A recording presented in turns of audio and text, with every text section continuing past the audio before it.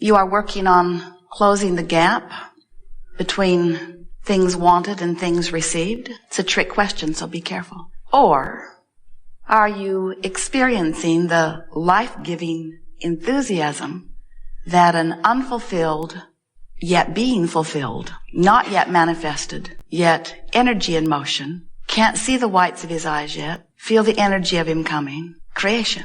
In other words, are you ready to acknowledge what you felt from your non-physical perspective, that this leading edge experience in these magnificent physical bodies is a continuing, never-ending unfolding, and that there will always be, because of what you're living today, a new idea or a new improved idea or an amendment to an old idea, an improved preference or desire. So since we are all eternal beings, and there will be no ending to our ability to, from where we are, define, design, conclude, desire, prefer something more, don't you think it's time that you make peace with the incompletion of your beingness? Yes.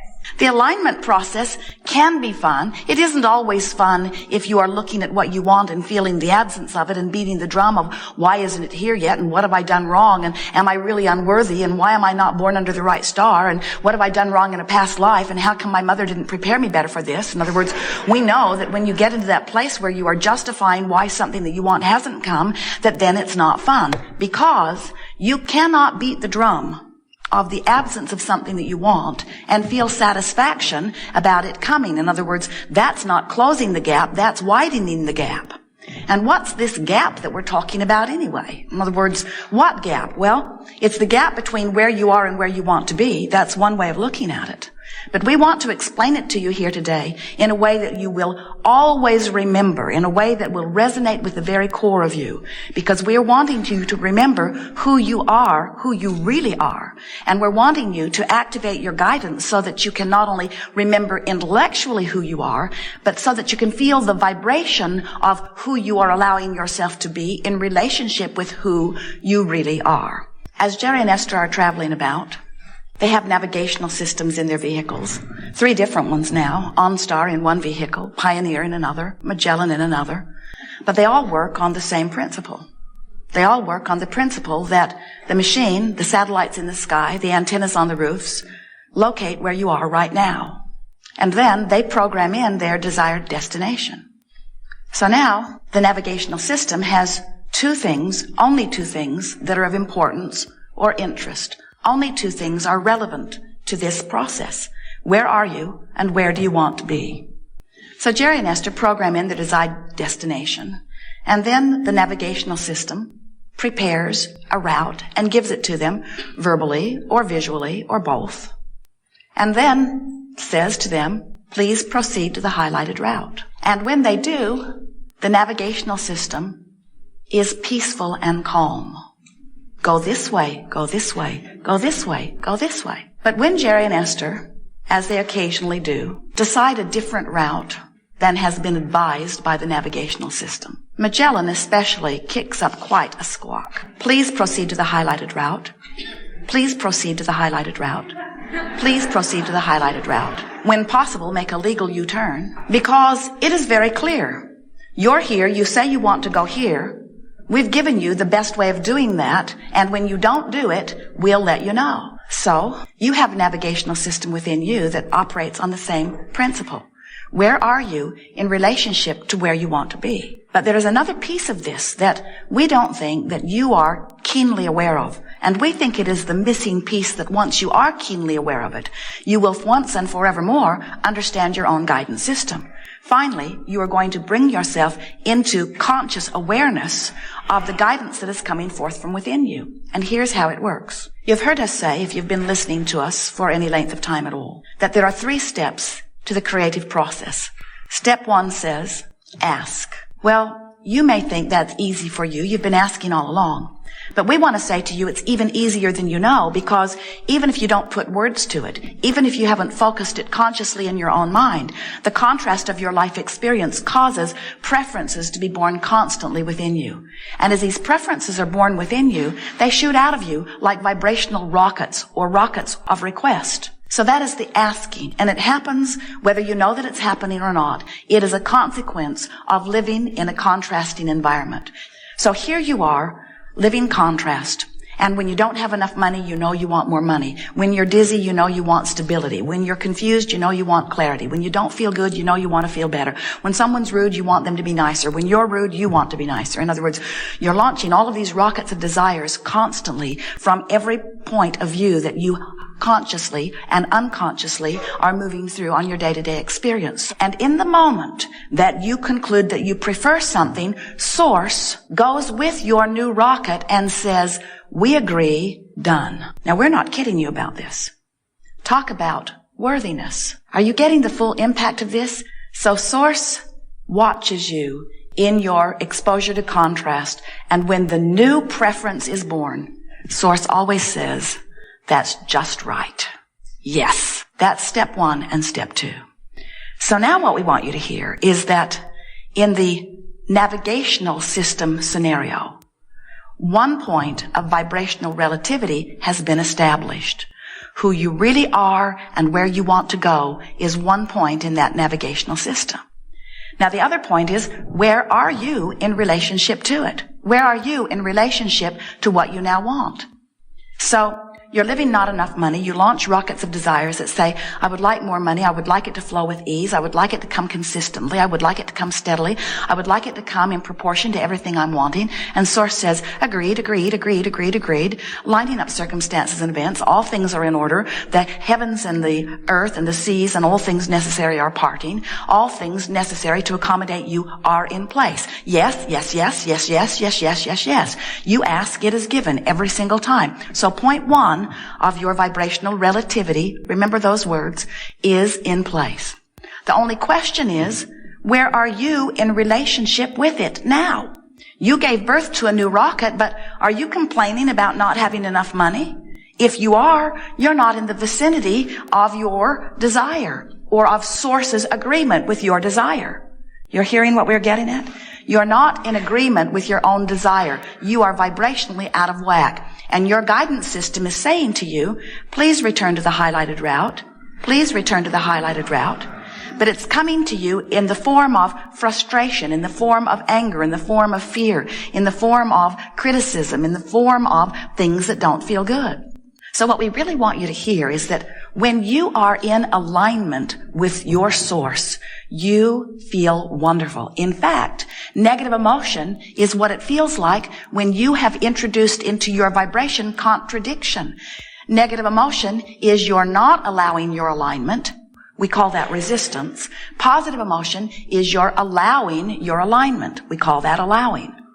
So over time, we have come to call this gathering the art of allowing. And it simply is the art of closing the vibrational gap between where you are and where you want to be. And so that's what we're going to be talking about all day here today. We're going to talk about these 2 points of vibrational relativity. When people talk about aligning energy, we want you to understand that that's what it means. When people talk about guidance system, we want you to understand that that's what it means. You don't have to figure out what anybody else or what everybody else thinks or wants or believes or knows about a subject. You only have to close the gap in your own vibration. Now remember, you are Source energy. You are wise beings. You are powerful creators who are all of that funneled into this physical body. And you chose from all of that wisdom this specific time-space reality and the specifics of where you were born and what you were born into because you understood that it would be a well-stocked kitchen from which you could extract any ingredients that you thought would make a pie that would be meaningful to you. You did not say, I'll go forth and control the pie making on the planet. You did not say, I'll go forth and make the best pie ever, and then over a period of time convince everybody else that their pie is inappropriate. You did not say, I'll go forth and make a really good pie, and once I'm sure I've got the best pie of all, I'll document it, I'll put it on a recipe card, and then I will systematically destroy all other ingredients. You just go to the kitchen, take from the shelves what you've learned makes the best tasting pie, make a really good pie, and enjoy it, and leave everybody else to make the pie of their choosing. But sometimes we hear you say, Abraham, there's stuff in that kitchen that I don't want in my pie. And we say, we know, don't put it in your pie. And you say, but it's in the kitchen. Some of it might get in my pie. And we say, none of it can get in your pie unless you put it in your pie. And you say, but others are putting those terrible things in their pies. And we say, we know, but no one could put anything in your pie but you. And you say, but what if some of it gets in my pie? What if something goes terribly wrong and some of it somehow gets in my pie? I would feel ever so much better if we could just remove these things from the kitchen so that there could be no possibility that any of it would get in my pie. And we say, none of it can get in your pie unless you put it in your pie. And then you say, some of it got in my pie. And we say, but you were the one who put it in your pie. And you said, I didn't put it in my pie. I was nowhere near that stuff. How did it get in my pie? Somebody put it in my pie. I know they did. It's in my pie. I don't want it in my pie. You put it in your pie. Well, how is it that it got in my pie? I did not put it in my pie. Your attention to wanted or unwanted things puts it in your pie.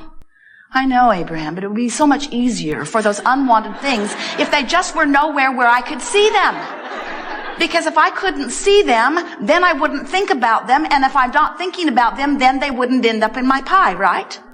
Right. If you don't think about them, if you don't push against them, they won't end up in your pie.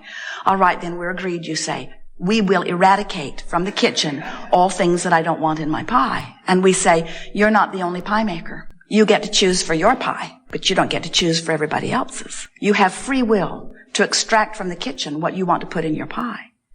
And you were born with a guidance system that lets you know what you want in your pie and what you're doing about it. Your life experience has helped you to conclude your pie. Vibrational escrow is full of all of the things you want. All of the things you want are shooting from you like rockets and are being held for you in vibrational escrow. With your encoding, with your vibrational encoding, they are yours. No one else can come and snatch them away. Everything that your life experience has caused you to want is there waiting for you. But you've got to close the vibrational gap. And we notice that one of the things that hinders you more than all other things put together about closing the vibrational gap is you're worried about what this guy's putting in his pie and that guy and that guy. So as a result, you're living what we would call a very conditional love life, where what you say is, I would feel better if those conditions were changed. And we say, we can imagine that you might feel better if those conditions were changed, but you don't have the right or the ability or the power. You're not ever going to be able to change all of those conditions that you think need to be changed so that you can feel better. You've got to go about it in another way. You've got to find a way of feeling better regardless of the conditions that are out there. And the key to it is focusing. The key to it is proceeding to your highlighted route. The key to it is keeping your nose in your own pie. The key to it is wanting so much to feel good that you are reaching for thoughts that hold you in vibrational track with that which does feel good. And as you begin to feel your way into your creations, you will then be practicing the art of allowing. The art of allowing all of the wonder and all of the abundance and all of the magnificence and all of the money and all of the friendships and all of the feelings of fulfillment, all of the things, all of the material objects, all of the relationships, all of the things that your contrasting experience have caused you to identify that you personally, specifically, in genius manner, have come to an awareness that you prefer.